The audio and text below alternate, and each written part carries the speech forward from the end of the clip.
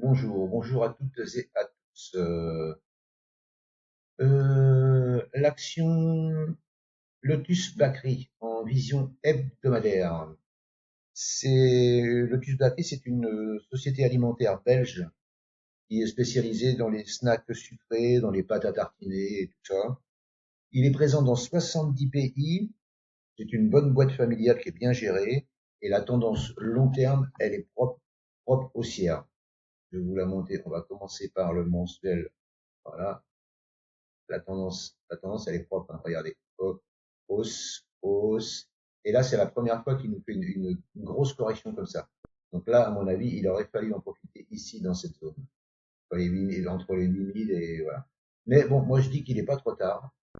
Il n'est pas trop tard au vu de ma vue qui n'engage que moi. Là, on est en hebdomadaire, donc le flux court terme, il est baissier. On voit bien que les plus hauts sont de plus en plus bas et les plus bas de plus en plus bas. Mais ce que je remarque moi là ici, c'est que cette jambe de hausse ici là, voilà, comme c'est une tendance très haussière, on est venu rebondir sur les 38,20. Et souvent, quand la tendance est très haussière, les 38,20 suffisent à renvoyer le prix. Donc là, on est revenu sur les 38,20 qui correspondent à une zone de support. Et ici, résistance ici, je peux même la décaler là, hein. Voilà, résistance, support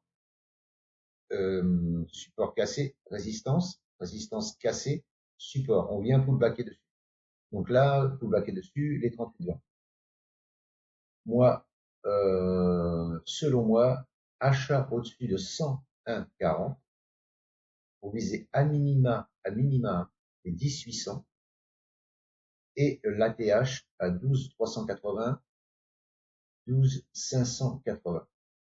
Voilà. Maintenant, le stop se met où? Si vous prenez là, à la louche, le stop se met là à 11-12% en cas de clôture, hein, sous cette zone. Clôture, je dirais même sous ces mèches ici, là. C'est pour ça que j'ai tracé ça à 14%, là. Sous ces mèches ici, là. Et vous en visez quand même 20, 21, 21, 22, 22, hein, 21, entre 21 et 23%. Donc, vous pouvez vous permettre de mettre 10-15% de stop loss, hein. Il suffit d'ajuster sa position à l'achat. Au lieu d'en prendre, je sais pas, moi, 10, ben vous en prenez que 5, 6, 4, voilà, je sais pas quoi. Vous ajustez votre position pour ajuster votre perte par rapport à votre capital. Mais là, je pense qu'au-dessus des 101,40, on est bon pour un achat.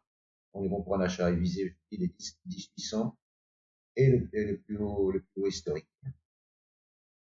Je pense que ça, c'est intéressant pour les jours, semaines à venir.